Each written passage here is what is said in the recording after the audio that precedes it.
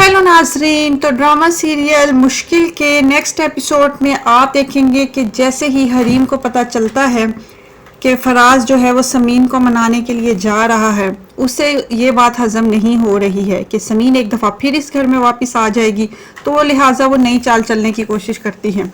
वो आरिफ को फ़ोन कर देती है कि फराज यहाँ से निकल चुका है और वो समीन को मनाने आ गया है। दूसरी तरफ आरिफ चाल चलता है, वो साजिश करता है, वो फूल लेकर समीन के दरवाजे पर पहुंच जाता है। जैसे ही फराज वहां पहुंचता है, वो देखता है कि आरिफ जो है वहां पर समीन को फूल पेश कर रहा है। ये सारा मंजर फराज से बर्दाश्त नहीं हो पाता है, वो बहुत ज़्यादा दुखी होता है। उसको फिर दोबारा से वो समीन पर शक करना शुरू कर देता है। उसको फिर गुस्सा आता है और फिर वो वहां से वैसे ही वापस निकल जाता है। दूसरी तरफ समीन को इस बात का इल्म भी नहीं है कि फराज आया है और उसने दोबारा से उसको आरिफ के साथ देख लिया है। बहरहाल वो आरिफ के साथ गुस्सा करती है कि तुम यहाँ पर क्या लेने आए और ये फूल मुझे क्यों दे रहे हो। दूसरी तरफ फराज वहाँ से गुस्सा करता हुआ वापस चला जाता है।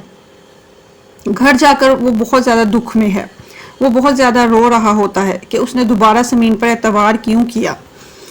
दोबारा से वो शक में आ चुका है, लिहाजा समीन की अभी मुश्किलें ख़त्म नहीं होंगी। हरीम अब अपने मकसद में कुछ कामयाब होती हुई नज़र आ रही है। आरिफ उसको बताता है कि फराज यहाँ आया तो वो समीन को मनाने था, लेकिन मैंने ऐसा मंजर पेश किया है कि वो अब दोबारा इधर का रुख नहीं करेगा। उसकी बात सुन के हरीम बहुत ज़्यादा खुश होती है।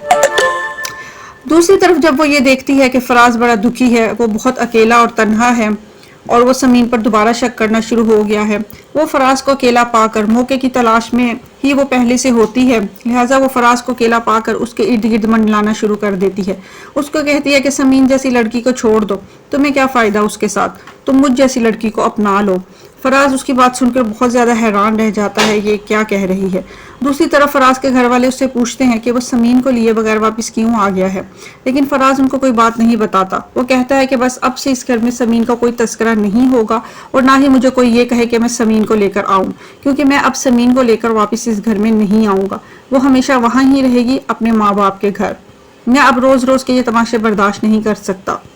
उसके घर वाले उसकी बात सुनकर हैरान रह जाते हैं कि अब ये क्या नई बात हो गई है।